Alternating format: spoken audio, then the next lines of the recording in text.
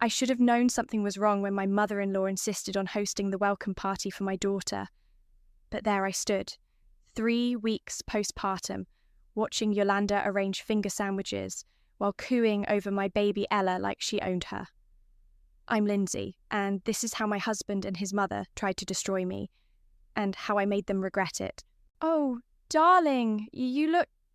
well, you're trying your best, Yolanda said, adjusting my dress strap like I was a child. Perhaps some more concealer under those eyes. I forced a smile, clutching Ella closer to my chest. The living room was filling with guests, mostly Casey's colleagues and family friends. My sister Vivian couldn't make it, stuck in court. Now I wonder if Yolanda planned it that way. "Where's Casey?" I asked, scanning the room for my husband. "Oh, finishing up some work calls. You know how important his position is." Yolanda's smile didn't reach her eyes. "Unlike maternity leave, which is basically a vacation." Before I could respond, my former best friend Marley swooped in. "Lindsay, you're actually up and dressed." She exchanged knowing looks with Yolanda. "We were all so worried when you wouldn't answer calls last week." "I was recovering from a C-section," I said flatly. "Doctor's orders." Of course, Marley patted my arm, though my cousin bounced right back. Casey finally emerged from his home office, perfectly groomed in his casual blazer. He kissed my cheek, cold, mechanical, and immediately reached for Ella. "Let me take her, honey. You look tired." The room hushed as Yolanda clinked her glass. My stomach dropped as I watched her command everyone's attention. This wasn't a spontaneous toast. "Friends, family, thank you for coming to welcome our precious Ella." Yolanda's voice carried that false warmth I'd grown to hate. "As you know, becoming a mother is challenging. Some women adapt naturally, while others..." She paused, eyes finding mine. "Others need more support." The silence grew heavy. Casey stood beside his mother, still holding our daughter, not looking at me. "Which is why Casey and I have made arrangements." Yolanda gestured to manila envelopes being distributed by the catering staff. "We've prepared a care plan. I'll be moving in temporarily to assume primary caretaking duties while Lindsay focuses on her recovery." The room exploded in whispers. I stood frozen, watching guests pull out glossy documents detailing my supposed instability. 3 weeks of concerning behaviour. Documentation of maternal reluctance.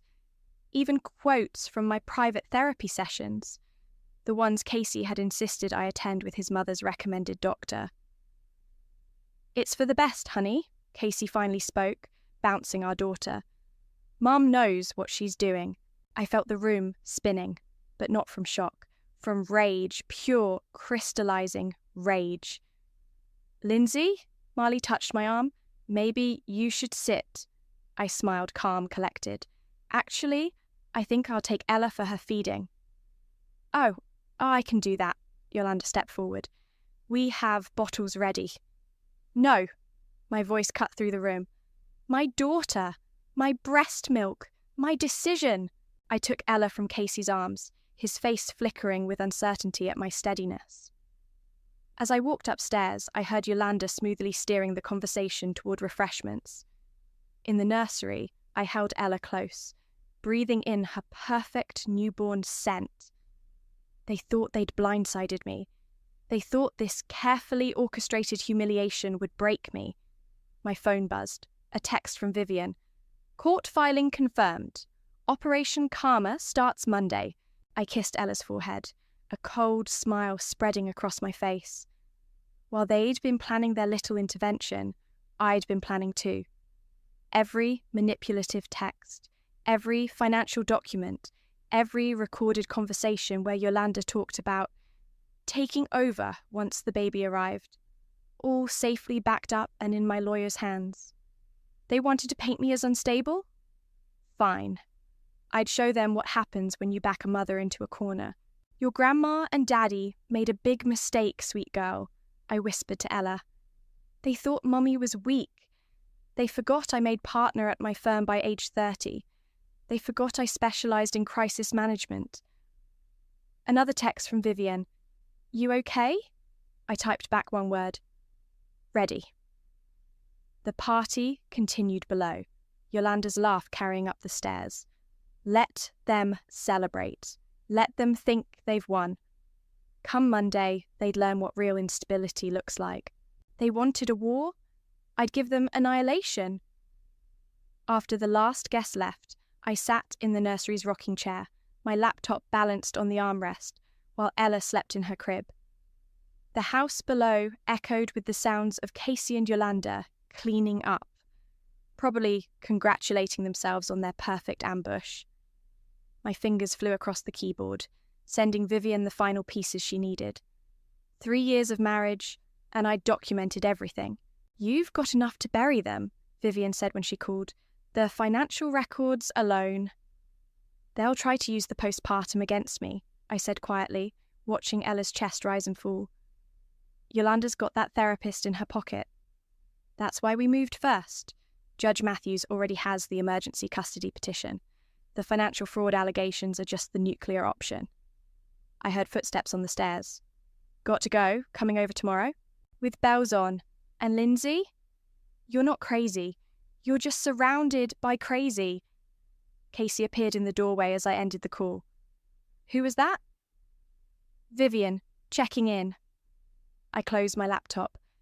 Since she couldn't make it to your mother's little presentation. He had the decency to look uncomfortable.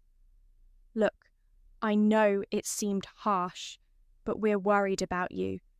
The crying, the paranoia about letting anyone hold Ella.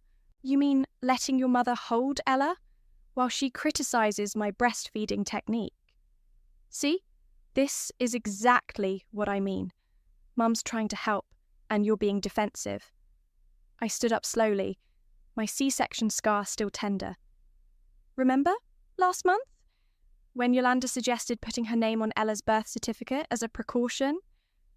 She was joking. Was she joking when she accessed my therapy records? When she told your aunt I might have postpartum psychosis? Casey ran his hands through his hair, his tell when he's losing control of a situation. You're twisting things.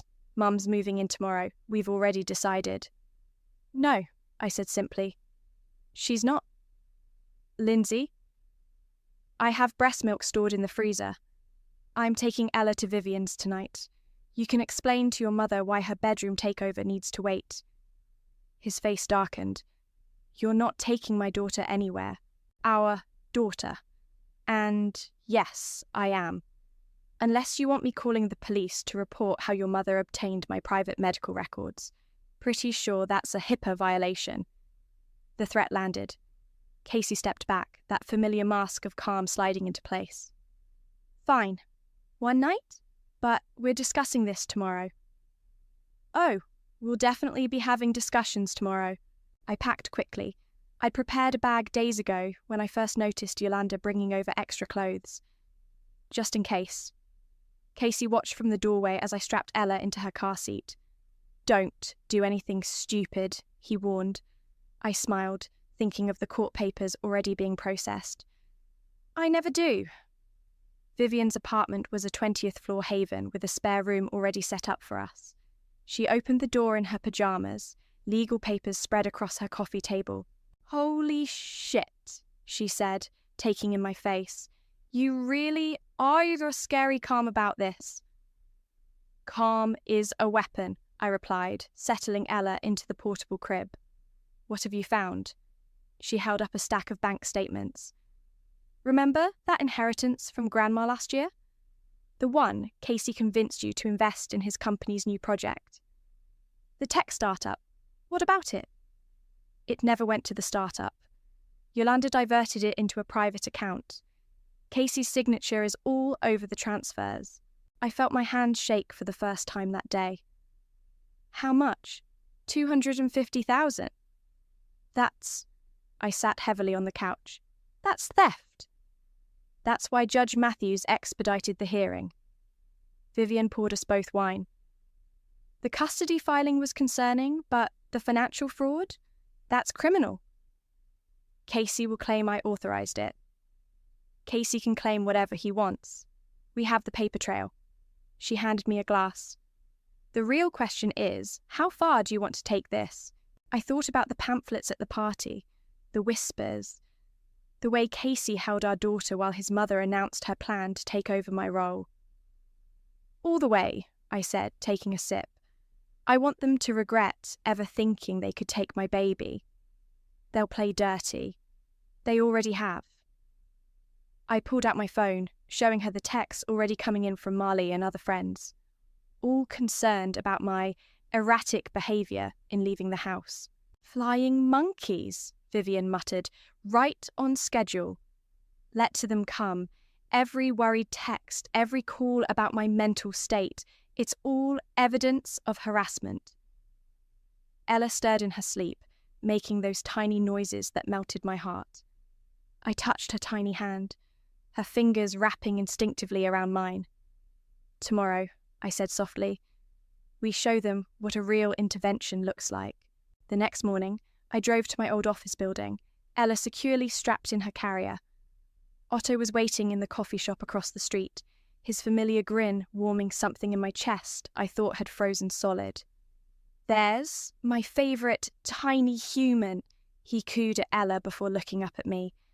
And her warrior mom, you look like hell? Actually, you look dangerous. He pulled out my chair. I like it. I'd worked with Otto for 5 years before my maternity leave. He'd been the first to notice something was off when Casey started managing my pregnancy. Remember when he insisted on coming to every doctor's appointment? Otto asked, stirring his coffee. Said he was being supportive?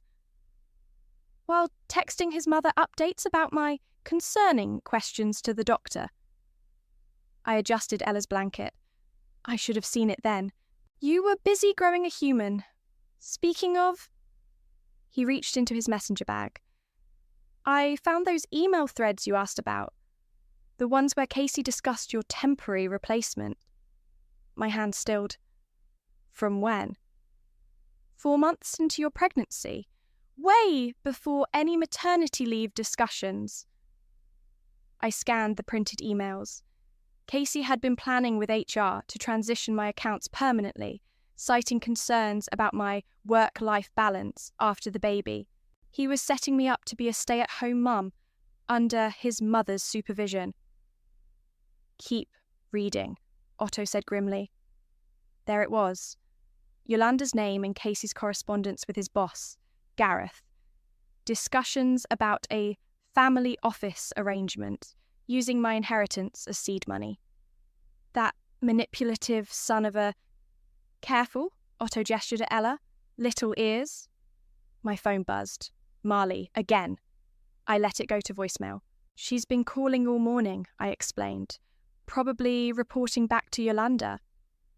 About that, Otto leaned forward. You know she's been sleeping with Casey's cousin, right? The one who works at the investment firm handling your inheritance.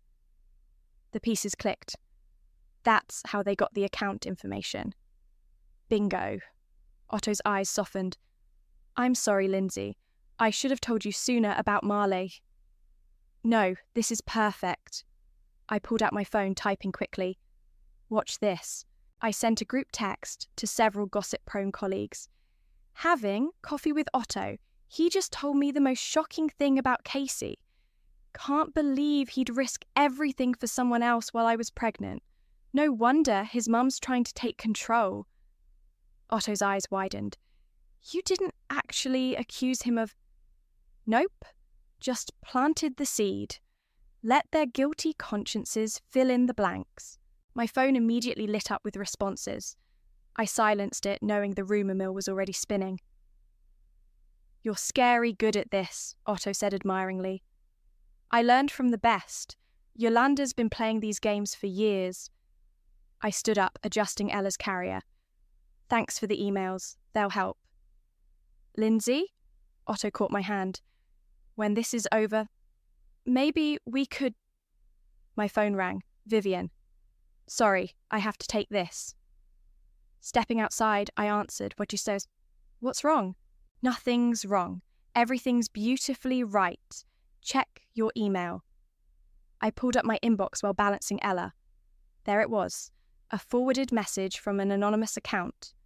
What am I looking at? Financial records from Yolanda's personal foundation, the one she uses for her charity work. Vivian's voice dripped satisfaction.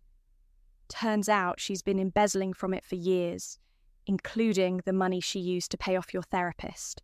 My hand shook as I scrolled through the documents. Who sent this? Someone who signed it, Karma's accountant. My money's on Casey's boss, Gareth. He's been trying to get Yolanda's influence out of the company for years. I watched Otto through the coffee shop window, talking softly to a coworker. He caught my eye and smiled. That same supportive smile he'd given me when I first suspected something was wrong in my marriage. Vivian, I need you to move up the timeline. How fast can we file everything? The papers are ready. Just say when. I looked down at Ella, peaceful in her carrier, unaware of the storm about to break. Tomorrow, during Casey's big presentation to the board. That's ruthless. Vivian paused. I love it. My phone buzzed with another text. Casey this time. Mum's upset. You're not answering her calls. Come home. We can work this out. I typed back. You're right. Let's talk tomorrow. After your presentation. Looking up, I caught Otto watching me again. He raised his coffee cup in a mock toast, and I felt a flutter that had nothing to do with revenge. Tomorrow, I'd burn Casey's world down. But today, for the first time in months, I felt like myself again. The next morning, I dressed carefully in my old power suit, the one I wore to close my biggest deals. Ella matched in a pristine white onesie, the picture of a well-cared-for baby. Appearances matter when you're about to destroy someone's life. Ready for our little visit? I cooed to Ella, checking my hidden voice recorder. Yolanda opened her front door with obvious surprise. Lindsay, I've been trying to reach you. I know, I came to apologise. The lie tasted sweet. May I come in? Her house was a shrine to control. Everything perfectly placed, photos of Casey everywhere, but none of me. She led us to her immaculate living room, practically vibrating with satisfaction. I'm so relieved you're being sensible, she said, reaching for Ella. Casey was worried you might do something rash. I held Ella closer. Actually, I wanted to understand something first. The foundation money. How long have you been using it to manipulate Casey's life? The colour drained from her face. I don't know what you're talking about. The therapist you paid to diagnose me with postpartum depression?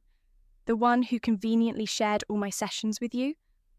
I pulled out my phone, playing a recording. She confessed everything this morning. Something about not wanting to lose her licence. Yolanda's mask cracked. You ungrateful little... Careful, I warned, still recording. Remember who's holding the baby. That baby should have been mine to raise. She caught herself, lowering her voice. Casey was perfect before you. Perfect. Then you got pregnant, and suddenly he's questioning everything. The company investments, my involvement in his life. His life, not mine, not Ella's. You have no idea what it takes to build a legacy. Yolanda stepped closer. That inheritance of yours, it's protecting Casey's future. Your postpartum confusion would have wasted it on some daycare business. Got her. The recording caught every word. My phone buzzed. Vivian. Court orders signed. Green light. Thank you, Yolanda, I said calmly. That's exactly what I needed to hear. What? A confession about the inheritance, the fraud. All of it. She lunged for my phone, but I stepped back. You recorded me? You can't. That's illegal. Single-party consent state. I smiled. I consented. The doorbell rang. Yolanda froze as a man's voice called out, Legal courier service. That would be your cease and desist order, I explained, bouncing Ella gently. The fraud investigation notice should arrive this afternoon. You wouldn't dare. Casey would never let you. Casey's about to have his own problems. I checked my watch. In about 30 minutes, actually. Yolanda grabbed her phone, hand shaking.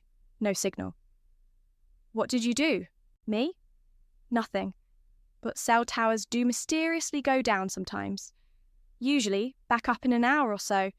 Just long enough for certain presentations to go uninterrupted.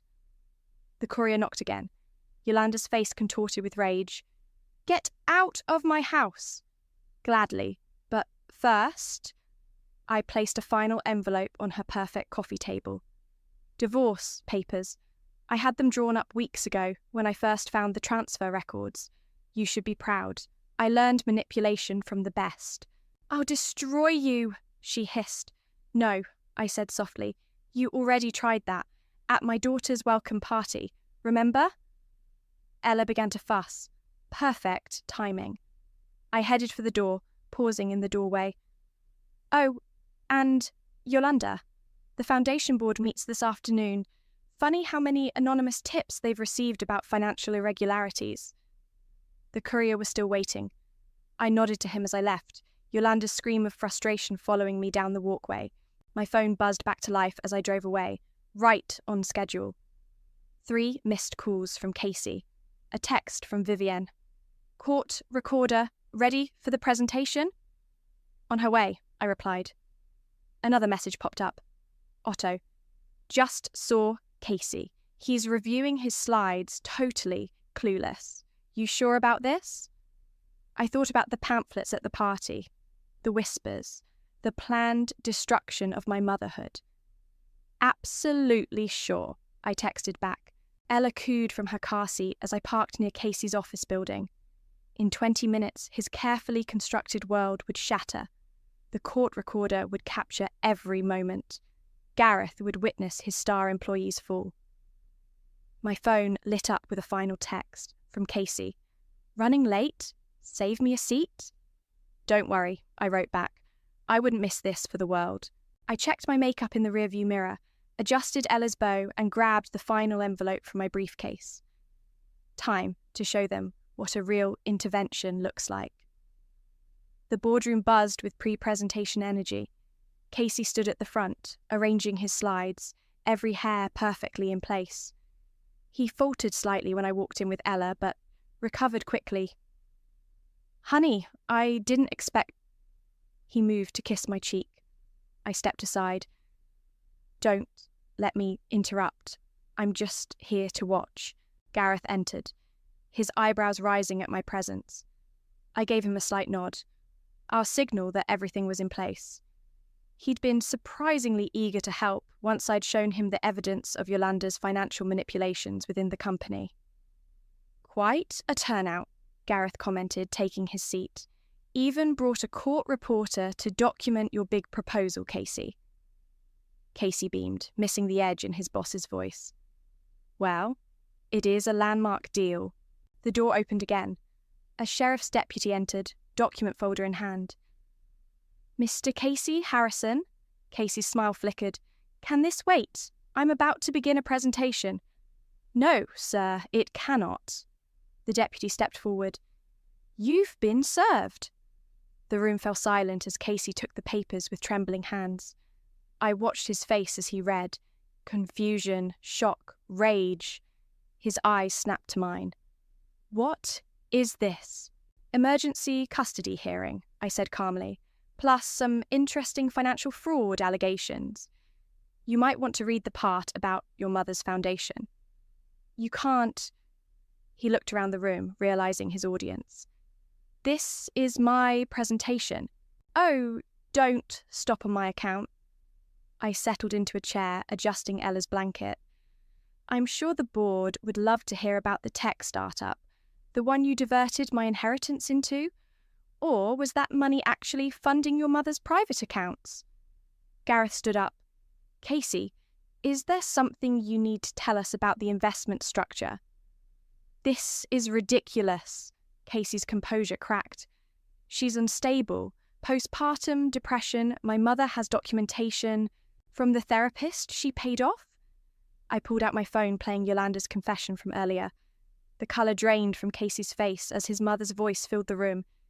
That inheritance of yours, it's protecting Casey's future. Turn that off, he whispered. Why? Isn't this what you wanted? Everything out in the open? The board members shifted uncomfortably. One pulled out his phone, no doubt checking the company's legal exposure. Casey, Gareth's voice was steel. Is this true about the diverted investments? I can explain. To the SEC, I cut in. They're very interested in where that money went. Casey lunged for my phone, but the deputy stepped between us. Ella started crying, right on cue. Don't worry, I said, standing up. We're leaving. I just wanted you to experience what public humiliation feels like. Remember my daughter's welcome party? Our daughter, he snarled. Check the custody papers again. As of this morning, that's debatable. Gareth cleared his throat. I think we need to suspend this presentation. Casey, my office, now. I headed for the door, pausing to address the room. I apologise for the disruption. I just believe in transparency, especially when it comes to financial fraud and attempted parental alienation. The boardroom erupted in whispers as I left. Through the glass walls, I watched Casey follow Gareth, his perfect posture crumbling. My phone buzzed. Vivienne. Yolanda got her papers. She's trying to access the foundation accounts. Too late, I texted back. Gareth froze everything this morning. Another message popped up from Marley. How could you do this to him? I typed, ask your boyfriend, Casey's cousin, the one who helped steal my inheritance. Silence. In the lobby, Otto waited with a coffee. Need a getaway driver? Actually. I looked down at Ella, now peaceful again. Want to grab lunch? I have a feeling Casey will be busy with lawyers for a while. You're terrifyingly calm about all this. I learned from Yolanda. Appearance is everything. I let my hands shake finally. But I could use a friend right now. Otto touched my arm gently. You've got one. And, hey, you just took down an entire conspiracy in under an hour, while holding a baby. The day's not over, I said, checking my phone. Vivian's filing the criminal charges this afternoon. Remind me never to cross you. Through the glass doors, I watched Casey emerge from Gareth's office, security escort in tow. He saw me watching and mouthed something that looked like, please. I turned away. Let's get that lunch. I have a feeling my appetite's about to come back. Otto held the door, and for the first time in months, I walked out into the sunlight without looking over my shoulder. The voicemail started at midnight. I sat in Vivian's guest room listening to Casey unravel in real time. Baby, please. We can fix this. Delete. You're making a huge mistake. Delete. My mother is having a breakdown. Delete. If you don't call me back, I swear to God. Delete. Ella stirred in her crib as my phone lit up again. Marley this time. I answered on speaker, letting Vivian record from her laptop. How dare you? Marley hissed. Do you know what you've done? Exposed your role in stealing my inheritance. Yes, I do. I never... That's not... She faltered. James was just helping Casey protect you from yourself. James, Casey's cousin, the investment manager who conveniently started dating my best friend right when I got pregnant. Silence. Tell me, Marley, how much did they pay you to spy on me? It wasn't like that. We were worried about you. The way you kept questioning Casey's decisions, fighting Yolanda's help. You mean the way I noticed my money disappearing? A knock at the door made me jump. Vivian checked the security camera and mouthed, Yolanda. Got to go, I told Marley. Enjoy the SEC investigation. Yolanda's voice carried through the door. Lindsay, open up, right now. Should I call the police? Vivian whispered. I shook my head, pressing record on my phone. Let her dig her grave deeper. Opening the door revealed a dishevelled Yolanda, mascara smeared, designer outfit wrinkled. You vindictive little witch. Good evening to you too. You're violating the restraining order. The foundation board suspended me. She tried to push past me, but Vivian blocked her. 20 years of reputation destroyed. Karma's interesting that way. I'll tell everyone about your episodes, she threatened.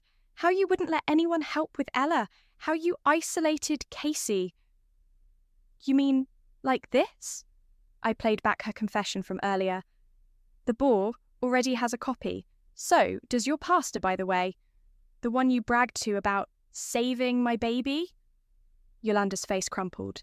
He was perfect before you. My perfect boy.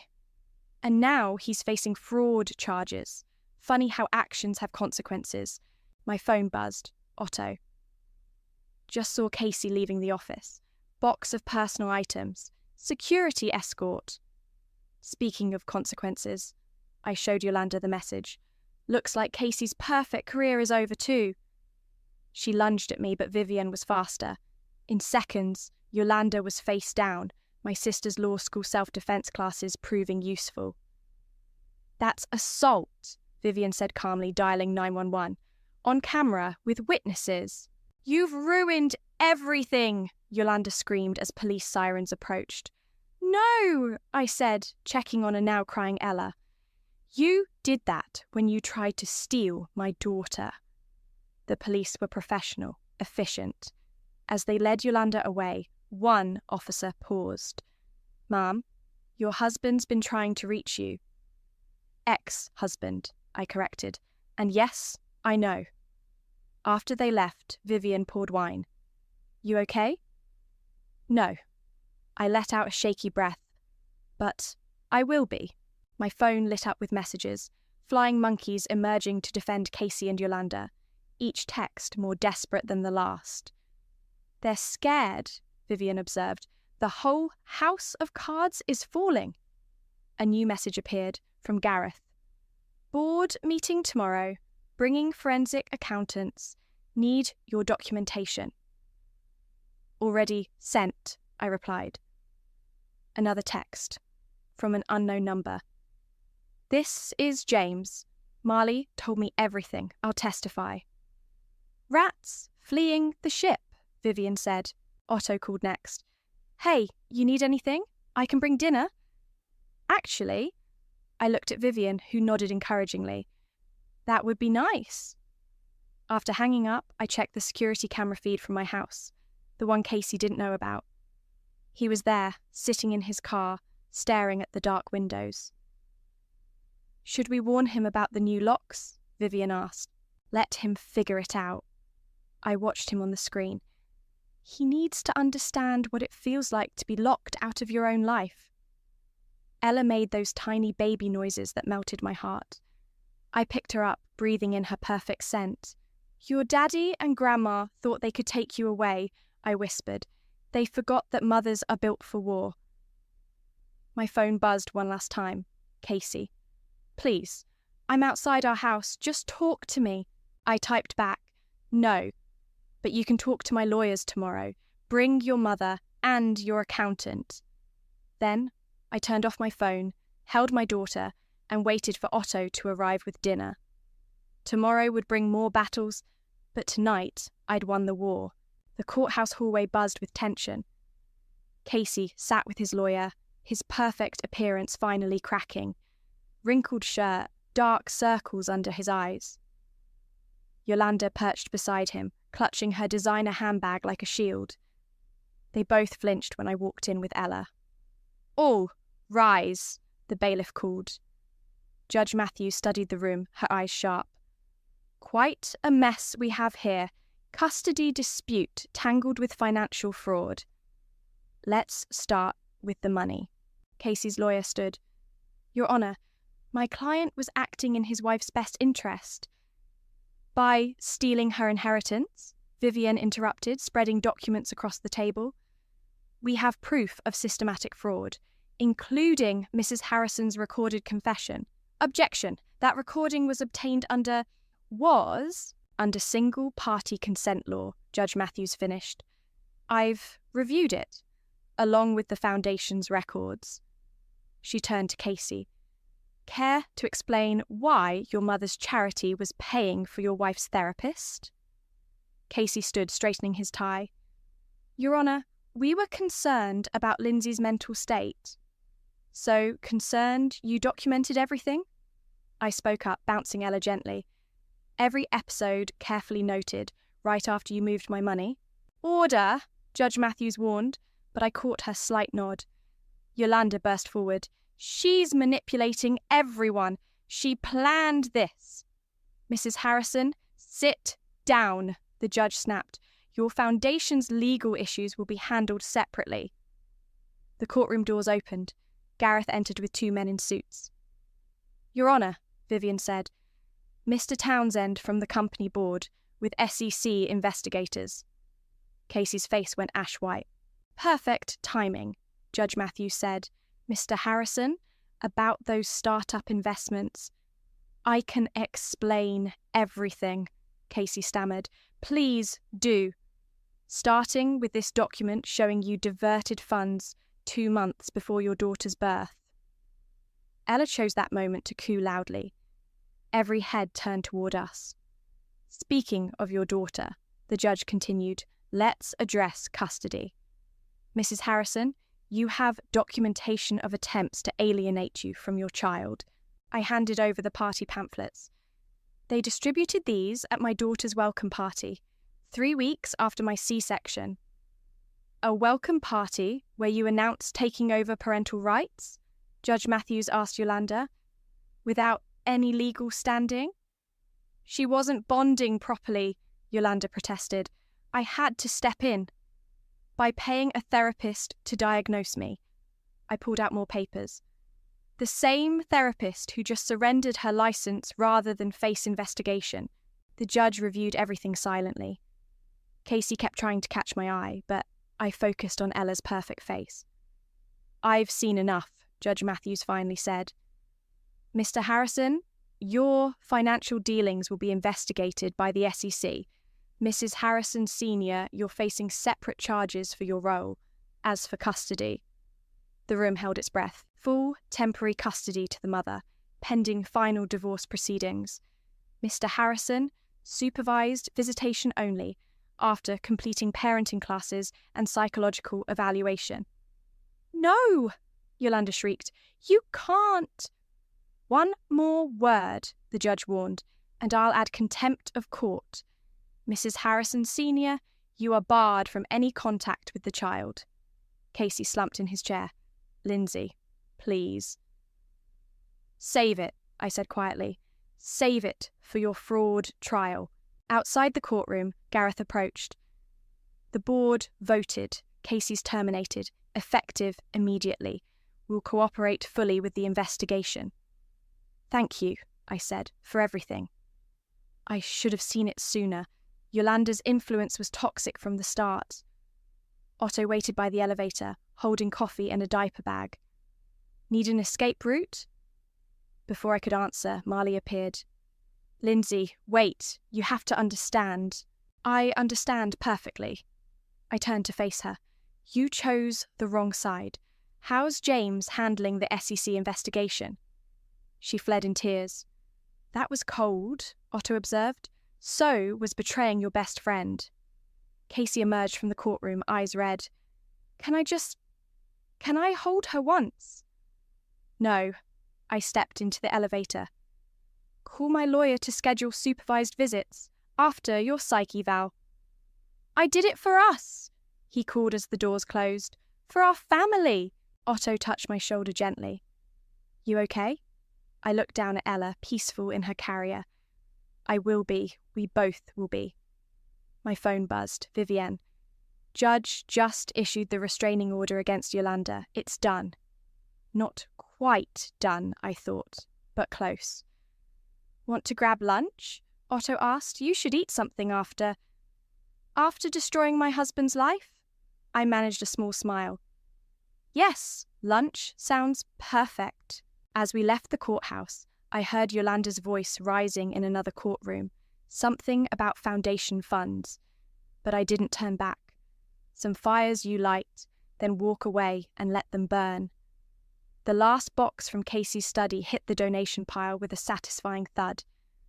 Otto held up a framed photo of Casey and Yolanda at some charity gala. Keep or burn? He asked. Donate. Let someone else's fake family hang it up. Ella crawled across her playmat, babbling happily. She'd started pulling herself up on furniture, each milestone documented without Casey's hovering commentary or Yolanda's criticism. My phone buzzed. Vivian. SEC just announced charges. Turn on the news. I flicked on the TV. There was Casey being led out of his lawyer's office in handcuffs. The headline scrolled, Executive charged in multi-million-dollar fraud scheme. They found more than just my inheritance, I told Otto. Turns out Yolanda's foundation was just the tip of the iceberg.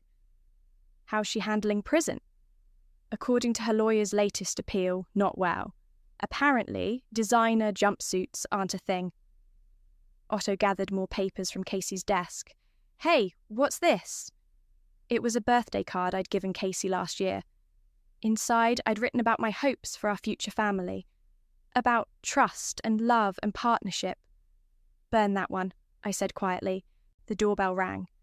Through the security camera, I saw Marley shifting nervously on the porch. Want me to send her away? Otto offered. No, it's time. Marley looked smaller somehow, her designer clothes replaced with simple jeans. I brought this. She held out a USB drive. All the emails between James and Casey, about the money, about you, everything. The SEC already has them. I know, She wiped her eyes. I'm sorry, I got caught up in their world. The status, the connections. James dumped me the day after the arrests. Karma's funny that way. Can you ever forgive me? I thought about trust, about friendship, about betrayal. No, but I can thank you. Thank me? If you hadn't helped them, I might have taken years to see who they really were. Now, Ella will grow up without their poison. Marley nodded slowly. You were always stronger than they thought. Goodbye, Marley. Inside, Otto was entertaining Ella with silly faces. Everything okay? Getting there. I picked up my daughter, breathing in her baby shampoo scent. Did you mean what you said? About staying? Through fraud investigations, family drama, and midnight feedings? He smiled. Try getting rid of me. My phone lit up. Casey's number. His weekly attempt at contact. Right on schedule. This time, I answered. Lindsay, please. The prosecutor offered a deal. If you speak on my behalf. No. Mum's losing everything. The foundation, her reputation. Actions have consequences, Casey. You taught me that. I love you, he tried. I love Ella. You loved control, power, your mother's approval. Don't call again. I hung up, hands steady. Otto waited, patient as always. You know what's funny? I said, watching Ella play. They thought making me look unstable would break me. Instead, it made me document everything, build evidence, prepare. Like a self-fulfilling prophecy in reverse. Exactly. I deleted Casey's number finally. They created their own destruction. The afternoon sun streamed through windows, no longer shadowed by Yolanda's surprise visits or Casey's monitoring. Ella laughed at something only babies understand. Want to get out of here? Otto asked. The park's having that food truck festival. Actually, I looked around at the half-packed house. Let's sell this place, start fresh. You sure? This was their house, their vision, time for our own. Our? I smiled, really smiled, for the first time in what felt like forever. If you want, he answered by kissing me softly. careful not to squish Ella between us. My phone buzzed one last time. Vivienne. Yolanda's appeal denied. Casey took the plea deal. It's over. But it wasn't over. It was beginning. A life without manipulation, without walking on eggshells, without perfect appearances, hiding ugly truths. Food trucks? I asked Otto. Food trucks, he agreed, already gathering Ella's diaper bag. Outside, the summer air felt clean, new. Ella waved at passing dogs. Otto held my hand. And somewhere in a prison visiting room, a mother and son faced the consequences of their actions. They tried to write my story. The unstable new mother, the needed intervention, the justified takeover. Instead, I'd written their ending. And now, finally, I was free to write my own.